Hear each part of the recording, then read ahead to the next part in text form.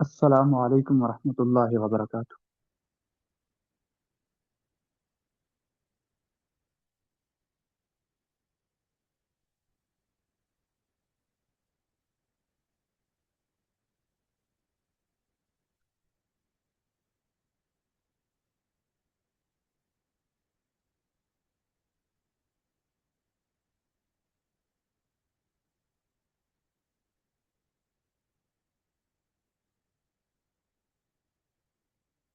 میری آواز کلیئر ہے نا؟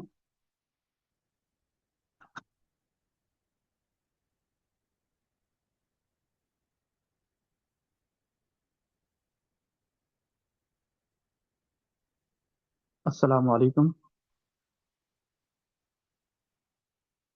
جی ٹھیک۔ بسم اللہ الرحمن الرحیم۔ الحمد للہ وحدہ والصلاة والسلام علی رسول اللہ وعلی آلہ واصحابہ اجمعین، اما بعد فاعوذ باللہ من الشیطان الرجیم۔ بسم اللہ الرحمن الرحیم۔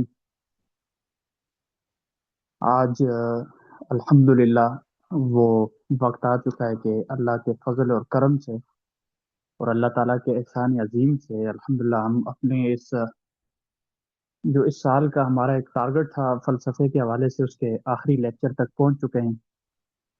اور میرا ارادہ تھا کہ الحاد کے حوالے سے ایک دو تین لیکچر جو ہیں وہ دیے جائیں الگ الگ سے، لیکن چونکہ ہم نے ذرا ترتیب چینج کر لی تھی، وہ آپ لوگوں کے یہ مقالات لکھنا شاید تھوڑی دشواری تھی، تو اس کے بجائے پھر ہم نے اسائنمنٹس کی ترتیب رکھی ہے، جیسا کہ میں نے گزشتہ دنوں میں اس کے حوالے سے اعلان بھی کیا ہے۔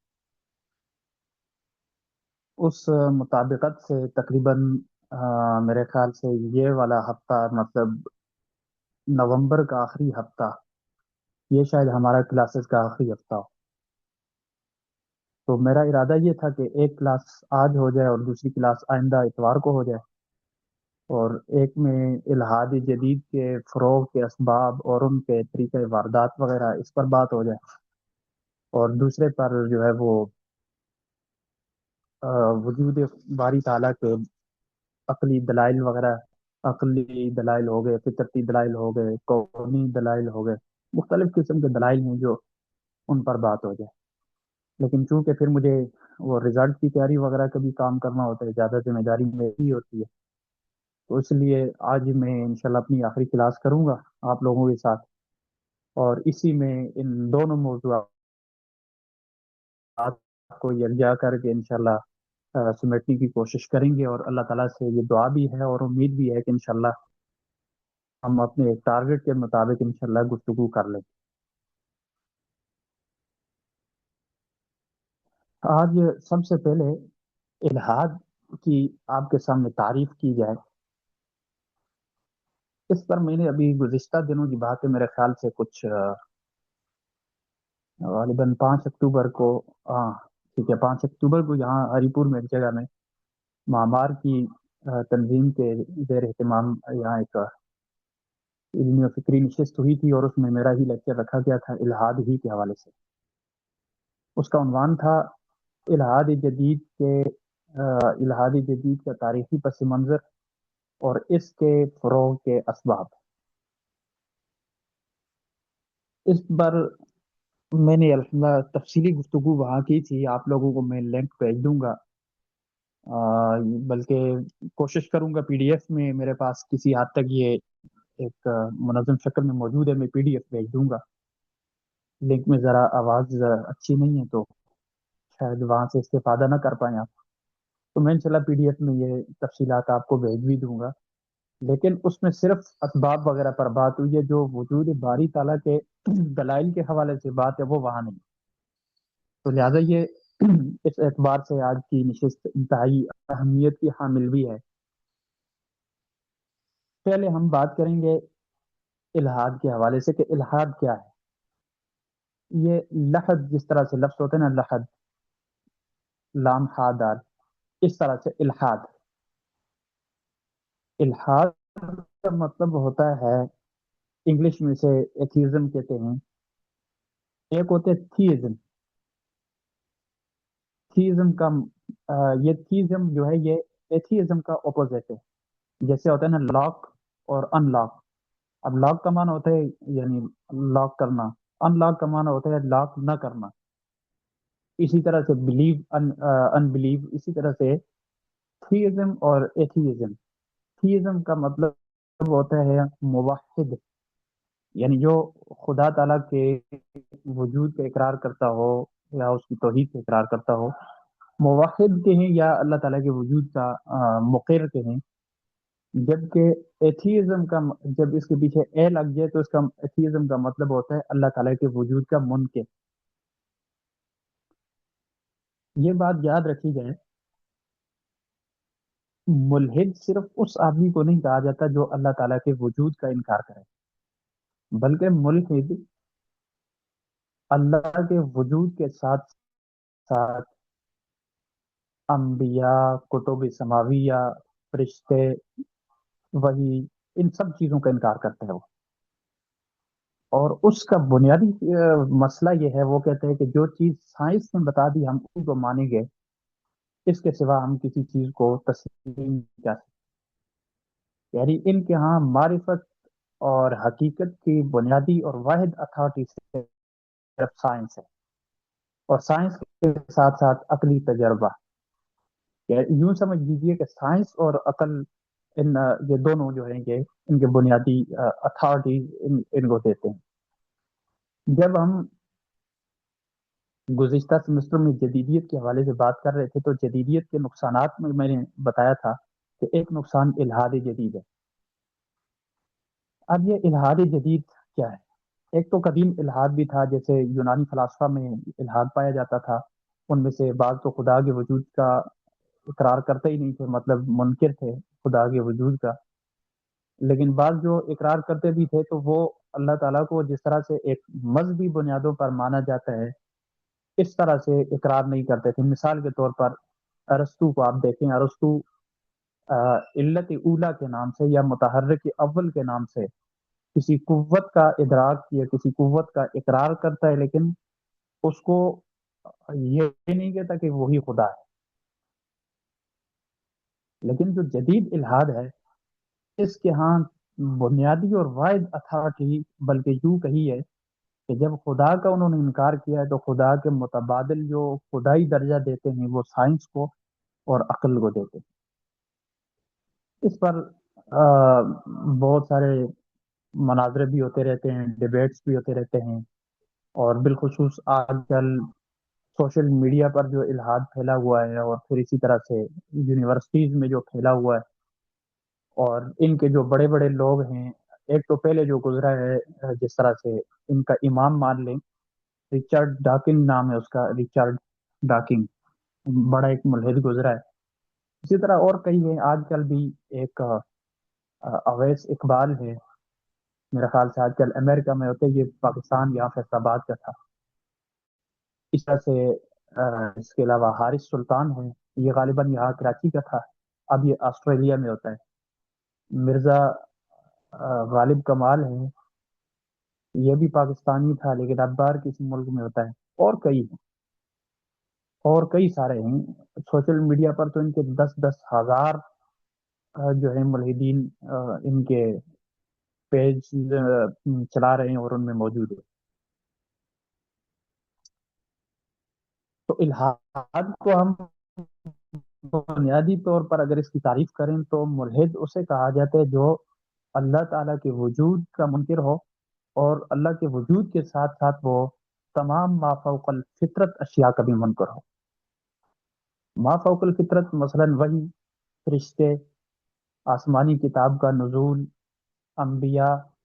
یعنی انبیاء تو ہم انبیاء تو فطرت میں بھی آتے ہیں، ظاہر فطرتی طور پر دیکھتے ہیں، لیکن انبیاء کی جو بعثت ہوتی ہے، رسالت، وہ ما فوق الفطرت ہے. تو لہٰذا اس کا بھی یہ انکار کریں گے تو نبی کا بھی انکار خود بخود لازم آ جائے گا. قرآن کی بھی یہی مثال ہے.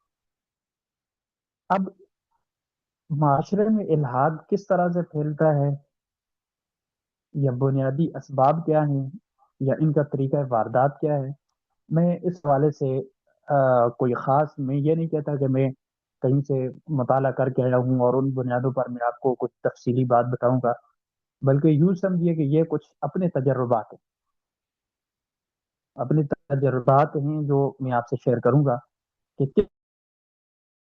کس طرح سے یہ الحاد معاشرے میں پھیلتا ہے اور ملحدین کس طرح سے وار کرتے ہیں ان میں۔ سب سے پہلے ہم ان اسباب کو دو صورتوں میں تقسیم کریں گے: ایک داخلی اسباب، ایک خارجی اسباب۔ کہ معاشرے میں موجود، یعنی سے معاشروں کے اندر پیدا ہونے والے وہ کون سے اسباب ہیں جن کی وجہ سے الحاد پیدا ہوتا ہے اور الحاد پھیلتا ہے۔ سب سے پہلا سبب ہے تعلیمی نظام کی فکری کمزوری۔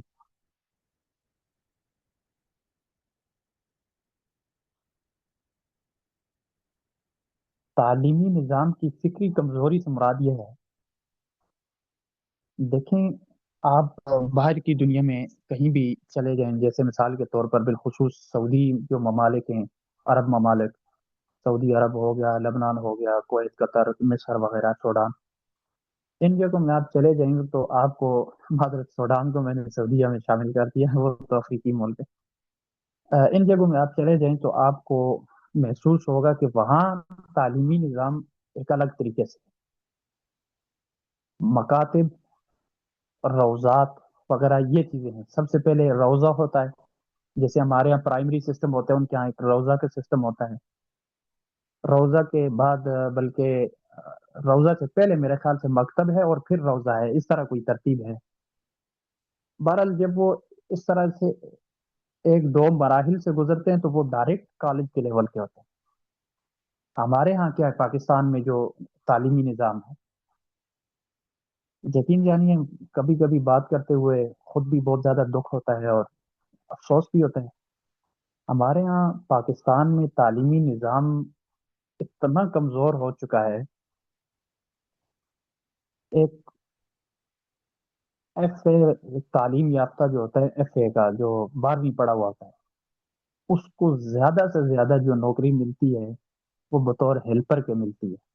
مثلا میڈیکل اسٹور میں کہیں لگ جائے گا، بطور ہیلپر کے وہ دوائی پر نام وغیرہ پڑھ کے دے دے گا، تقریباً 22 سے 25 ہزار تک اس کی تنخواہ ہوگی، بلکہ اس سے بھی کم ہوتی ہے، 18 سے 20۔ یا اسی طرح سے کسی کمپنی وغیرہ میں بطور ہیلپر کے، کہ کمپنی میں جو دفتر میں بیٹھے ہوں گے لوگ ان کے ساتھ بطور ہیلپر کے ہوگا، بس یعنی بطور ہیلپر کے جو ایک آدمی ہوگا اس کی تعلیم کم از کم ایف اے ہونی چاہیے۔ اب پاکستان میں ایف اے کتنے سالوں میں ہوتا ہے؟ 15 سالوں میں، وہ بھی پاس ہوتا رہے تو تب۔ سب سے پہلے پلے گروپ، پھر پریپ، نرسری، 3 سال یہ لگ جاتے ہیں، پھر first, second, third, fourth, fifth سے لے کر تو 12 سال میں، 12 اور 3 15، 15 سال لگا کر پاکستان کا نظام تعلیم ایک آدمی کو صرف بطور ہیلپر تیار کر سکتا ہے، بس اندازہ لگائیے۔ اب اگر کوئی طالب علم 12 کے بعد 4 مزید پڑھ لیتا ہے، 16 تک پہنچ جاتا ہے، وہ بی ایس کر لیتا ہے یا ایم اے کر لیتا ہے۔ آج کل پاکستان میں بی ایس اور ایم ایس کے اسٹوڈنٹ کی ویلیو یہ ہے، زیادہ سے زیادہ اس کو نوکری مل جائے گی کسی پرائیویٹ اسکول میں، اسکول میں دن کو 8 گھنٹے وہ ڈیوٹی دے گا، صبح تقریباً 8 بجے آئے گا، دن کو 2 بجے چھٹی ہوگی، یا اس طرح سے 8 6، تقریباً 6 کم از کم 6 گھنٹے ڈیوٹی اس کی اسکول میں ہوگی، پورا اس سے کس کے کام لیں گے، 8 8 9 9 پیریڈ پڑھوائیں گے، اور اس کے بعد گھر پورا ایک کاغذات کا پلندہ لے کر جائے گا، گھر جا کے چیکنگ کرتا رہے گا، گھر جا کر کبھی اسائنمنٹ بنائے گا، یہ کرے گا وہ کرے گا۔ اب اس یہاں نقصان دیکھیے آپ، ایک نقصان تو یہ ہے کہ چلیں وہ یہ جو کچھ کرتا ہے اس سے اگر طلباء کی صلاحیتوں میں نکھار پیدا ہو تو پھر بھی ایک بات ہے، لیکن اسکولی نظام تعلیم میں زیادہ سے زیادہ جو زور ہوتا ہے وہ اس پر کسی اچھے پروفیسر کے نوٹس رٹوا کر جی بار بورڈ لگ جائے گا کہ ہمارے آپ نے 1100 میں سے 1034 نمبر یا 1056 نمبر لیے ہیں۔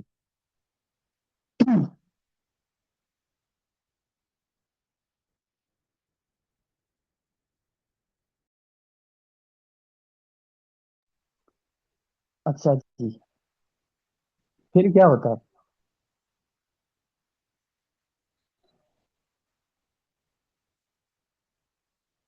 اب یہ بیچارہ جو تقریباً 16 پڑھ چکا ہے، اس کے ساتھ یہ ظلم ہو رہا ہے، یہ کتنے تقریباً 12 سے 15 ہزار 20 ہزار پر، تو زیادہ سے زیادہ 15 سے 18 ہزار اس کو۔ اور اگر یہ ذرا اچھا ٹاپر قسم کا ہو، اس کے بعد یا تو یہ رشوت دے گا یا اس کی سفارش چلائی جائے گی، کچھ کر کے یہ کسی کالج وغیرہ میں یا کسی جگہ میں لگ جائے گا۔ ہوگا یہ ایک ہی مرتبہ یہ کسی پروفیسر سے نوٹس لے لے گا اپنے سبجیکٹس کے، انہی انہی نوٹس کو یہ پورے اگر 10 سال پڑھائے گا تو 10 سال رٹواتا رہے گا بس۔ کوئی ان کے اندر تخلیقی صلاحیت نہیں ہوتی۔ اب اس کا نقصان کیا ہوتا ہے؟ میں جس بات کی طرف آپ کو لانا چاہتا ہوں، ایک نقصان یہ ہے کہ اس تعلیم میں مذہب اور دنیا دونوں کی تعلیموں کا اشتراک نہیں ہے۔ جو مذہبی تعلیم ہوتی ہے زیادہ سے زیادہ، جیسے یہ ترجمہ قرآن ہے، ترجمہ قرآن کے ساتھ کیا ہوتا ہے، میں خود کالج میں ترجمہ قرآن کا لیکچرر رہا ہوں، کیا ہوتا ہے یہ زیادہ سے زیادہ جو چند صورتیں ہیں، مثال طور پہ سورہ انفال ہے، سورۃ الممتحنہ ہے، یا سورۃ الحجرات یا سورۃ النور وغیرہ، اس کی کچھ منتخب آیات ہیں جو اسکول والوں کو پتہ ہے کہ زیادہ تر یہی دی جاتی ہیں امتحانات میں، ان آیات کے خلاصہ جات مل جاتے ہیں، خلاصہ بس وہی آیات صرف پڑھائی جاتی ہیں، یعنی کہ پہلے تو چلیں چند صورتیں تھیں، وہ چند صورتیں بھی نہیں، وہ چند آیات پڑھائی جاتی ہیں۔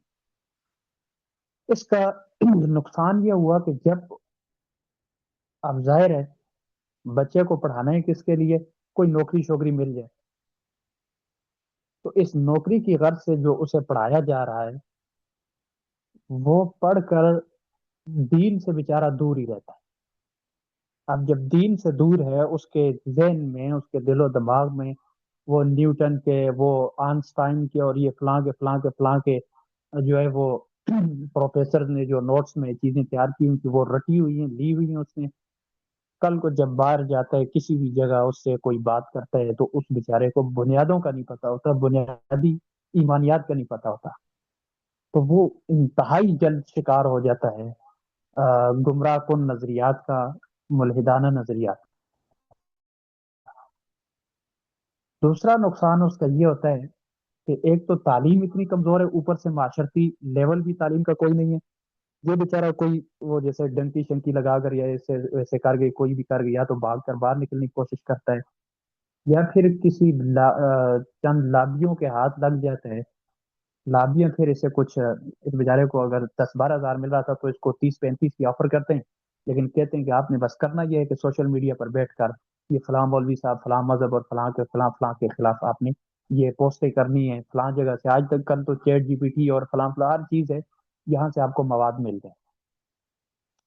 اب وہ بیچارہ پیسے کی خاطر دین سے غداری کرتا ہے اور الحاد کا شکار ہوتا ہے۔ ایک تو سب سے پہلی بنیادی وجہ، بنیادی سبب یہ ہے تعلیمی نظام کی فکری کمزوری۔ دوسری چیز ہے مذہبی تعبیرات کی جدید تناظر میں عدم تطبیق۔ مذہبی تعبیرات کیا ہیں؟ مثال کے طور پر روح، رشتہ، تقدیر اور شیطان، اسی طرح سے اور کئی جس طرح سے حادث، اور مثلا ہمارے جو پہلے علم الکلام والے چیزیں ڈسکس کرتے تھے تو اس پر جو وہ آرگیومنٹس لاتے تھے، مطلب جو دلائل وغیرہ ذکر کرتے تھے، خیر دلائل تو وہ انگلش میں صرف اصطلاحات تبدیل ہو جاتی ہے، ان کا اتنا مسئلہ نہیں ہے، لیکن یہ دیگر جو مذہبی تعبیرات ہیں ان کی جدید تناظر میں جب تطبیق نہ ہو تو تطبیق نہ ہونے کا نتیجہ یہ نکلتا ہے کہ نوجوان اس کو سمجھ ہی نہیں پاتے۔ مثلا اب اگر کوئی آدمی کہے، سوال کرے کہ فرشتہ کسے کہتے ہیں یا وحی کیسے آتی ہے، اب یہ تو ہم کہیں گے کہ وحی کیسے آتی ہے یا فرشتہ کسے کہتے ہیں، لیکن اس کو جدید جو تناظر میں اگر تطبیق کر دی جائے اس کی، تو پھر سمجھنے والا سمجھ جاتے ہیں، لیکن اگر نہ تطبیق ہو تو پھر اس کے ذہن میں جو اشکال تھا، جو اس کے ذہن میں کچھ کسی بھی قسم کا کوئی اعتراض بھرا ہوا تھا، تو وہ پکا ہو جاتا ہے مزید۔ پھر تیسری چیز کیا ہوتی ہے؟ مذہبی انتہا پسندی اور فرقہ واریت۔ بہت سارے لوگ مذہبی انتہا پسندی کی وجہ سے بھی الحاد کے شکار ہوتے ہیں۔ وہ کیسے؟ ایک نیا نیا آدمی ہے بیچارہ، اسکول کالج سے یا یونیورسٹی سے، وہ اسلام کی طرف اگر آنا چاہتا ہے، اب بتائیے وہ مسلمان ہوگا؟ وہ کیا ہوگا؟ دیوبندی ہوگا وہ۔ دیوبندی ہوگا تو وہ بریلوی کی نظر میں تو وہ پھر بھی مسلمان نہیں ہوا۔ اگر بریلوی ہوگا تو وہ دیوبندی کی نظر میں مسلمان نہیں ہوا۔ وہ شیعہ ہوگا تو دونوں کی نظر میں مسلمان نہیں ہوا۔ یہ کہاں جائے؟ یہ بندہ بیچارہ جو اب یونیورسٹی کو چھوڑ کر یا پھر یہ کسی بھی جگہ سے کوئی ایسی چیز چھوڑ کر اگر یہ دینیات سے جڑنے کے لیے آیا ہے، یہ کہاں جائے گا؟ جب یہ دیکھے گا کہ آگے خود یہ فرقہ واریت اتنی انتہا پر ہے، تو یہ پھر واپس لوٹے گا۔ اس کے ساتھ ساتھ ایک اور سبب، سماجی ناانصافی، اور بس یہ سماجی ناانصافی۔ سماجی ناانصافی کیا ہے؟ ابھی جو میں نے نظام تعلیم میں جس طرح سے بات کی کہ نظام تعلیم میں ناانصافی کتنی ہے، پیسے لے لیے، فیسز لے لی، کسی پروفیسر کے نوٹس جو ہیں 10 سال پہلے رٹے جا رہے تھے، اب بھی وہی رٹے جا رہے ہیں۔ تو یہ نظام تعلیم میں ناانصافی ہے۔ یا پھر آپ معاشرے میں دیکھیں، ہر کام سفارشوں پر ہو رہا ہوتا ہے، اور عدالتوں میں جائیں آپ، وکالت میں کے شعبے میں جائیں، کہیں بھی جائیں، آپ کو ناانصافی ہی ناانصافی نظر آئے گی۔ اب اس کا ہوتا کیا ہے؟ اس طرح کی چیزوں سے ملحدین فائدہ اٹھاتے ہیں۔ ملحدین کس طرح سے فائدہ اٹھاتے ہیں کہ ایسے دل شکستہ انسان کو وہ اپنا شکار بناتے ہیں، شکار بنانے کے بعد پھر اس سے کام لیتے ہیں۔ اس کی میں ایک مثال دیتا ہوں، ایک ملحدوں کی مثال نہیں ہے، شیعہ حضرات کی مثال ہے۔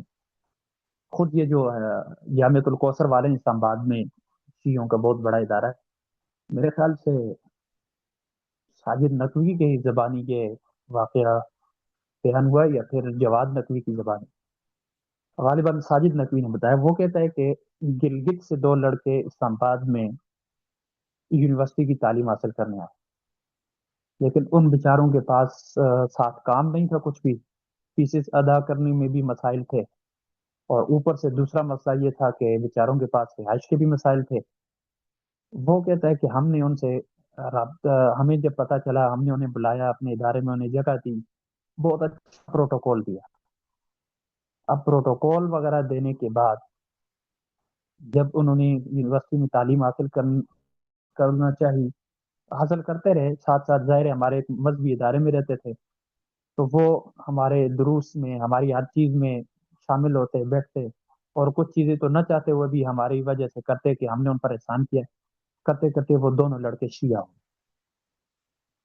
فائدہ یہ ہوا جب شیعہ ہوئے، کہتے ہیں کہ اس کے بعد گلگت میں جا کر وہ باقاعدہ تبلیغ کرتے کہ اسلام آباد میں اگر کوئی لڑکا پڑھنے کے لیے جانا چاہتا ہے تو وہ جائے پڑھے، اور ساتھ فلاں لوگوں کے پاس جا کر رہائش رکھے۔ بالکل اسی طرح سے ٹارگٹ بناتے ہیں ملحدین، ہر جگہ پھیلے ہوئے ہوں گے، لاہور میں، کراچی میں، اسلام آباد میں، اور اسی طرح سے فیصل آباد وغیرہ میں، بڑے بڑے شہروں میں یہ پھیلے ہوئے ہوتے ہیں۔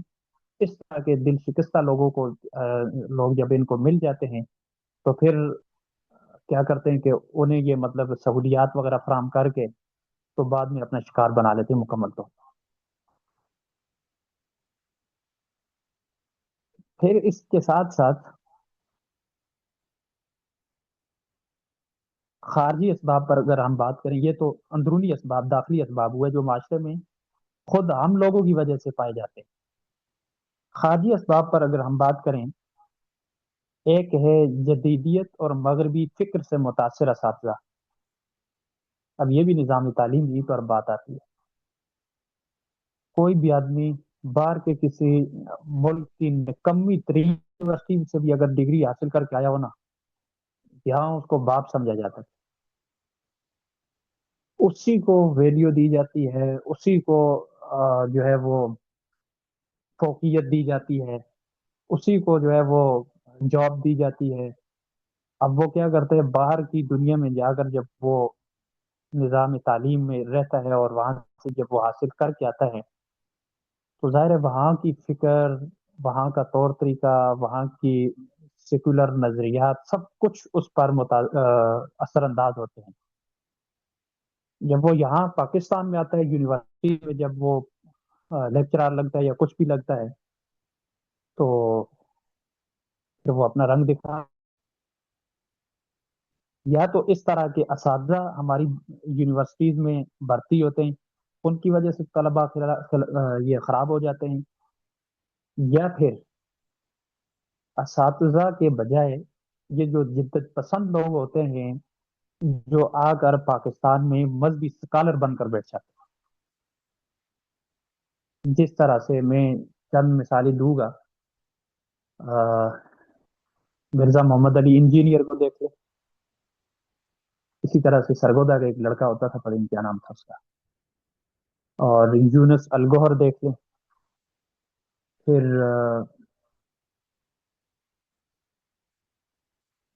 یونس الگوہر کے علاوہ کئی تھے، اب ذہن میں نہیں رہے. بہرحال اس طرح کے لوگ جو لابیوں کے لیے کام کرتے ہیں، انہیں پیسہ مل رہا ہوتا ہے، اس پیسے کی خاطر وہ آ کر یہاں اپنا ایک مذہبی لیبل لگا کر پھر وہ اپنے حساب سے ہر چیز بیان کرتے ہیں. اور نوجوان نسل کو تو اس طرح ہی کا دین چاہیے ہوتا ہے جو ان کی خواہشات کے مطابق ہو. تو پھر نوجوان نسل بیچاری تباہ ہوتی ہے، اور کرتے کرتے وہ پھر صرف یہاں جدت پسندی تک نہیں رہتے بلکہ الحاد کا شکار ہو جاتے ہیں. اس کے ساتھ ساتھ مغربی ثقافت اور میڈیا کا تسلط، یہ دونوں چیزیں، بلکہ اس کو الگ الگ رکھیں. مغربی ثقافت کو الگ رکھیں. مغربی ثقافت مثلا جیسا ایک تو لباس میں، جس طرح سے لباس کس طرح کا، جو آج کل دیکھیں آپ میڈیا پر، آپ یہ چیزیں دیکھیں کہ کوئی بھی چول سے چول چیز ہوگی تو وہ کیا ہو جاتی ہے، وائرل ہو جاتی ہے. وہ یہ ایک بندے نے لکھا تھا، پھٹی پرانی اس طرح کی اس نے ایک پینٹ پہنی ہوئی تھی. کہتے ہیں میں اگر یہ پہنوں تو لوگ کہتے ہیں غریب ہے. اکشے کمار اگر یہی والی پینٹ پہن کر شو میں آ جائے تو کہتے ہیں یہ فیشن ہے. یہ ہماری اخلاقی یوں کہیے کہ ہماری اخلاقیات کا انحطاط ہے. یہ اس طرح، یہ تو میں نے ویسے ہی مثال دی ہے. آپ یونیورسٹیز میں دیکھیں کہ ایک آدمی ایک لبرل قسم کی، لبرل نظریات یا سیکولر نظریات کی حامل جو یونیورسٹیز ہوتی ہیں، جیسے اسلام آباد میں نسق ہے، فاسٹ ہے، لاہور میں لمز ہے، اس طرح کی یونیورسٹیز جو ہیں، ان میں اگر کوئی بچی تعلیم حاصل کرنے کے لیے برقعے میں آئے تو آپ یقین جانیے اس کا مذاق اڑایا جاتا ہے. کہتی ہیں کہ مطلب ساتھ والی جو لڑکیاں ہیں وہ اسے یہ کہتی ہیں کہ دنیا کہاں سے کہاں پہنچ گئی اور یہ ابھی تک جو ہے یہ مذہب سے باہر نہیں نکلی. اور دنیا کہاں سے کہاں تک پہنچ گئی، ابھی تک اس کا برقع نہیں اترا. خود ان کا لباس اس طرح کا ہوتا ہے کہ دیکھنے کے لائق نہیں ہوتا، لیکن وہ تسلیم کیا جاتا ہے، قبول کیا جاتا ہے معاشرے میں. وجہ یہ کہ مغرب کی یہ ثقافت ہے، اور مغرب کی ثقافت اس وقت برینڈ سمجھی جاتی ہے. پھر اسی طرح سے یہ میں نے ایک مثال دی، اس پر آپ خود ساری چیزیں دیکھ رہے ہیں معاشرے میں، اور بہت کچھ آپ کے ذہن میں آ بھی سکتا ہے. پھر میڈیا کا تسلط کیا ہوتا ہے. میڈیا جو بات کہے گا، اب ہر آدمی آگے اس کو یہ تو نہیں پتا ہوتا کہ کچھ لوگ ویوز لینے کے لیے کوئی بھی بات کر دیتے ہیں، کچھ لوگ ویسے ہی وائرل ہونے کے لیے کچھ بھی چول مار دیتے ہیں. اور یہ جو وائرل ہوئی تھی پروگرام تو بڑھ گیا. اب یہ کیا تھا، مفتی تقی عثمانی صاحب جو اس وقت پورے عالم اسلام کی سب سے بڑی شخصیت ہیں، انہوں نے عذاب قبر پر کوئی بات کی ہوئی ہوگی، کوئی کلپ انہوں نے ان کا ہوگا اور وہ اپلوڈ شدہ ہوگا، تو اس میں 1 ملین ویوز شاید نہ ملے، لیکن پروگرام تو بڑھ گیا کے نام سے اگر کوئی ویڈیو ہوگی تو اس پر 6 ملین آپ کو ویوز نظر آئیں گے۔ یہ ہمارا اخلاقی انحطاط ہے۔ وجہ یہ ہے کہ میڈیا کا تسلط ہے، اس وقت ہر کوئی میڈیا استعمال کرتا ہے اور اس کو یہ تو نہیں پتا کہ اگلا کس نیت سے کرتا ہے کام، لیکن اثر انداز تو ہوتا ہے۔ آپ یقین جانیے، ایسے ایسے اینکرز بھی دیکھے ہیں، بالخصوص یہ لاہور وغیرہ میں،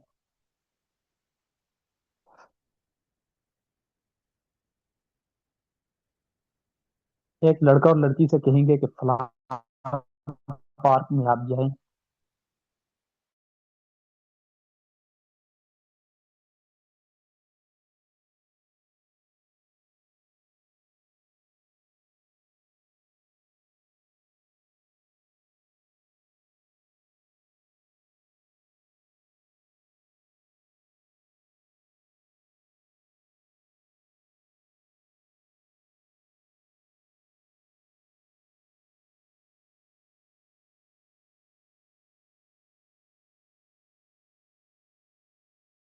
ایک دوسرے کے کندھے پر ہاتھ رکھ کے بیٹھے اور ہم کہیں گے کہ یہ دیکھیے ہم نے،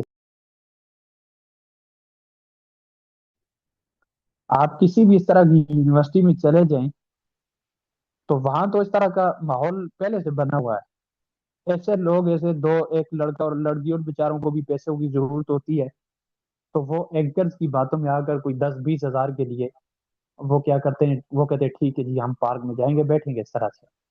اب اینکر جاتا ہے جی یہ دیکھیں ہم نے اس طرح سے رنگے ہاتھوں پکڑ لیا، یہ کر لیا، وہ کر لیا۔ اب ان کی جب ویڈیو اپلوڈ ہوتی ہے یوٹیوب پر، تو ہمارا بھی ذہن اس طرح کا بنا ہوتا ہے کہ جہاں پر اوپر اس طرح کا تھمب نیل لگا ہوگا بس اسی ویڈیو کو دیکھنے کی کوشش ہوتی ہے، اور وہ ویڈیو وائرل پہ وائرل ہوتی جاتی ہے۔ اب اس طرح کا پھر ٹرینڈ بن جاتا ہے اور ہر کوئی یہ چاہتا ہے کہ میں یہ کام کروں، یہ کام کروں۔ جب بات ذہن میں آ جاتی ہے تو پھر اس کے سامنے مذہب، معاشرہ، یہ وہ ان چیزوں کی کوئی رکاوٹ نہیں رہتی، کیونکہ اس کو ان چیزوں کی کوئی ضرورت ہی نہیں ہے۔ پھر آپ دیکھیں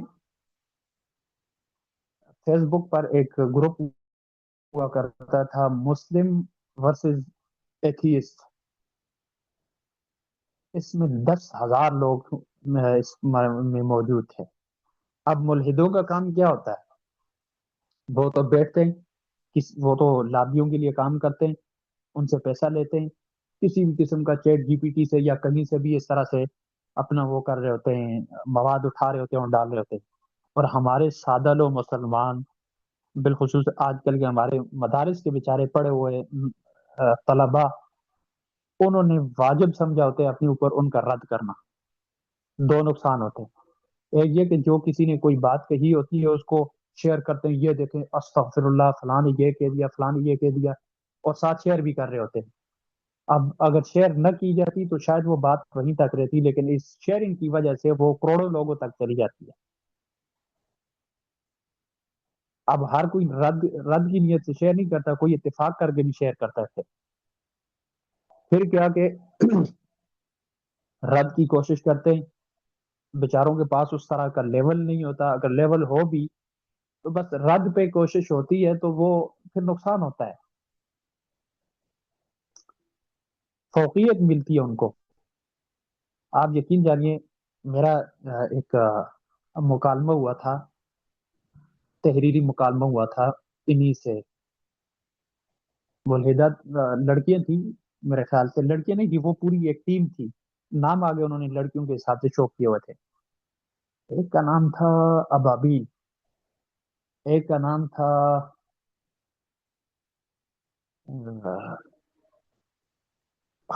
خدیجہ رشید، یا اس طرح زبیدہ رشید۔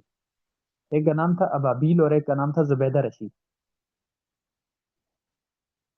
ان دنوں میں یہ جو مفتی لقمان اختر ہے، اس کا میرے خیال سے مردان کا یا پھر پشاور کا ہے، نوجوان مولوی صاحب ہیں، الحاد کے حوالے سے کچھ تھوڑا بہت کام کرتے رہتے ہیں بیچارے۔ ان دنوں میں ان کے ساتھ اٹیچ تھا، اور کچھ چیزیں میرے ذمہ ہوتی تھی میں بھی کرتا تھا. اس مناسبت سے میرا ان کے ساتھ مکالمہ ہوا. وہ افسوس کہ مجھ سے یہ پھر مکالمہ ڈیلیٹ ہو گیا تھا، اور میرا یہ موبائل ریسیٹ ہو گیا تھا اس کی وجہ سے. اس مکالمے میں زبیدہ رشید نامی جو تھی نہیں، پیچھے ٹیم تھی بس. اب بات جس طرح سے ہو رہی تھی تو اس کو میں مونس سمجھ کر مخاطب کرتا تھا.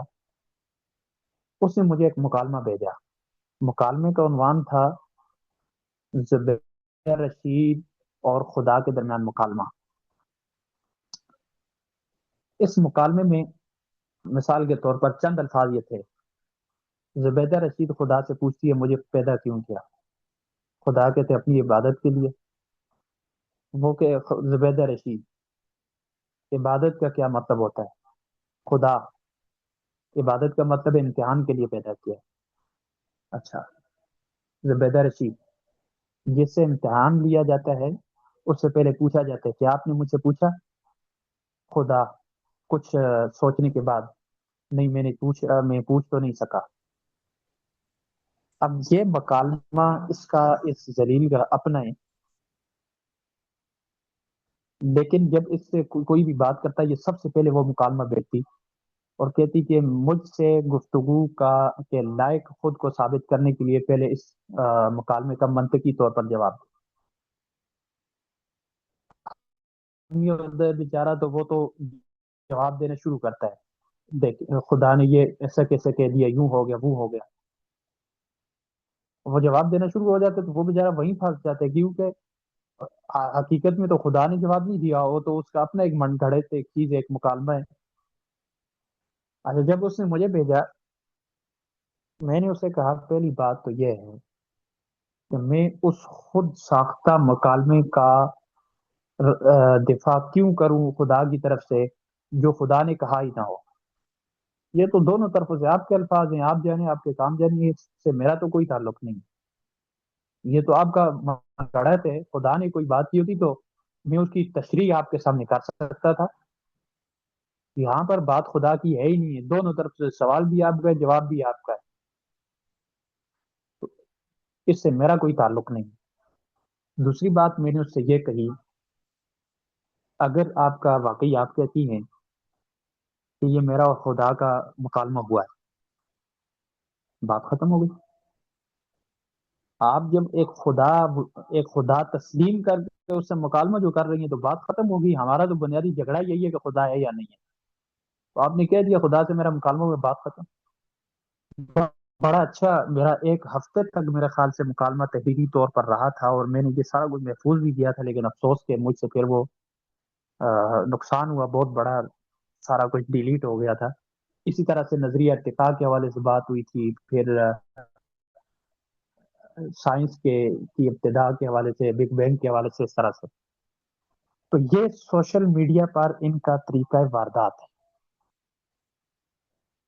خود یہ لوگ کیا کرتے ہیں، کوئی پیج بناتے ہیں، اس کے پیچھے پوری ٹیم بیٹھی ہوئی ہوتی ہے، اور وہ ٹیم کام کر رہی ہوتی ہے. کبھی ایک وقت میں ایک آ کر جواب دے رہا ہوگا، دوسرے وقت میں دوسرا آ کر جواب دے رہا ہوگا، تیسرے وقت میں تیسرا آ کر جواب دے رہا ہوگا. ان کو پیسے مل رہے ہیں، ڈبل پیسے مل رہے ہیں، لابیوں کی طرف سے بھی مل رہے ہیں، اور اسی طرح سے سوشل میڈیا سے بھی مل رہے ہیں. لیکن ہم کیا کرتے ہیں کہ نہیں بھائی اس نے تو یہ کر دیا وہ کر دیا، اور اسلام کو دفاعی پوزیشن پر اتار کر مخلص بنتے ہیں، پرلے درجے کے مخلص بن کر ہم دفاع شروع کر دیتے ہیں. تو یہ سوشل میڈیا کا تسلط یہ بھی الحادی جدید کے فروغ کا ایک بہت بڑا سبب ہے. پھر اسی طرح سے ایک نفسیاتی طور پر،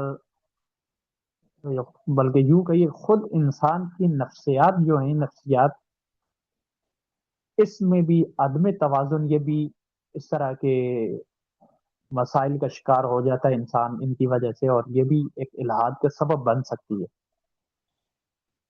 انسان کی نفسیات وہ اس وجہ سے کہ اس وقت معاشرے میں آپ دیکھیں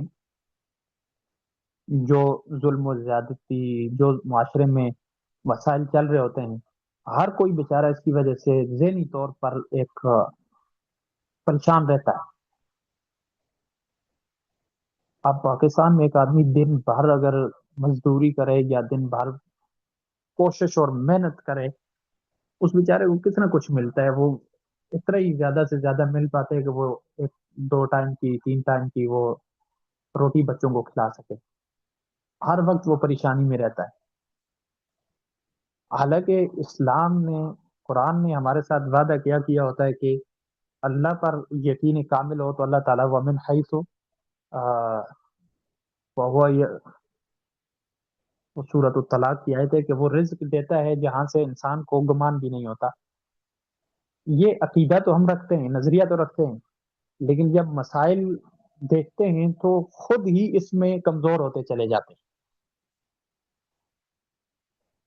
اور کرتے کرتے کرتے جو بیچارہ زندگی سے بہت زیادہ تنگ ہو جاتا ہے، ڈپریشن کا شکار ہو جاتا ہے، نفسیاتی ایک قسم کا بیچارہ مریض بن جاتا ہے، تو وہ یہ بات کہنے پر مجبور ہو جاتا ہے کہ شاید اس طرح کوئی خدا یا ایسا کچھ سسٹم ہے ہی نہیں ہے جس کی وجہ سے میں معاشرے کے ان مسائل کا میں شکار ہوں۔ تو یہ ایک نفسیاتی وجہ بھی ہے جس کی وجہ سے الحاد بہت زیادہ پھیلتا جاتا ہے۔ تو یہ کچھ چیزیں الحاد کے فروغ کے حوالے سے ہیں کہ اسلامی معاشروں میں الحاد کس طرح سے پھیلتا ہے۔ اس کے بعد ہمارا جو دوسرا سیشن ہے اس نشست کا، اور اہم جو سیشن ہے، وہ ہے خدا تعالیٰ کے وجود کے دلائل۔ کیا اللہ تعالیٰ کا وجود ہے کائنات میں؟ نہیں، اگر اتنا لٹکی رہیں گے ایک دن آئی ہوں تمہیں اتنی یاد چھوڑ یار یاد کروں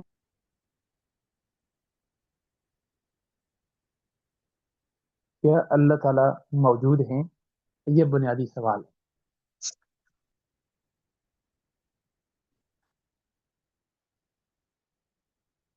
ابھی ٹائم کیا ہوا ہے؟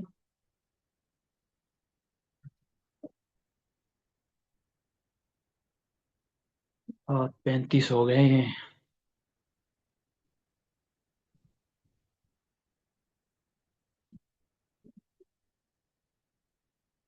میرا خیال یہ کہ اس کو اگلی نشست پہ چھوڑ دیتے ہیں، کیونکہ یہ اہم بات ہے، ایک اہم موضوع ہے، تو اس پر کچھ دلائل اس طرح کے ہونے چاہیے جو کسی حد تک سمجھ بھی آئیں۔ تو آج صرف یہی جو الحاد جدید کے فروغ کے اسباب وغیرہ ہیں اور ان کا طریقہ واردات جو ہے، اس میں جو تھوڑی سی بات ہوئی ہے، آج میرے خیال سے اسی کو لے لیں۔ کیا خیال ہے؟ آپ لوگ کیا رائے دیتے ہیں اس حوالے سے؟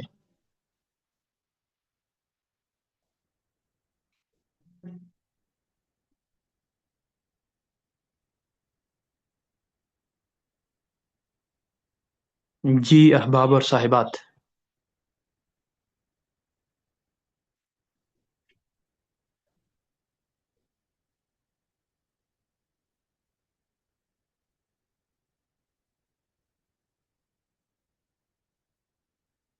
نہیں مجھے دیکھیں، مجھے تو الحمدللہ ہر طریقے سے بہتر لگتا ہے، لیکن آپ لوگ یہ بتائیں کہ ابھی جو کچھ میں نے بیان کیا، مثلاً آپ تقریباً آدھا گھنٹہ یا آدھا گھنٹہ 35 منٹ اتنا ٹائم مزید دے سکتی ہیں؟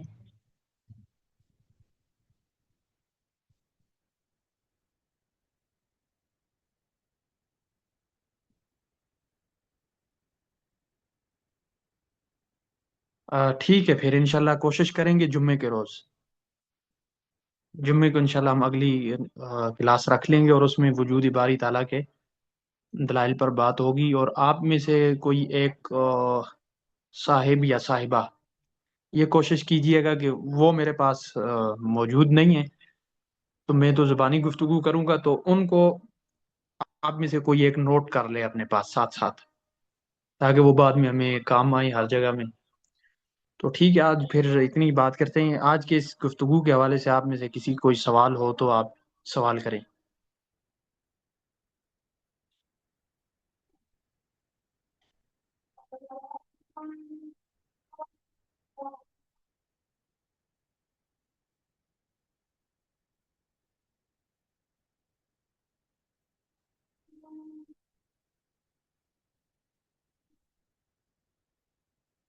ٹھیک ہے، کوئی سوال نہیں ہے؟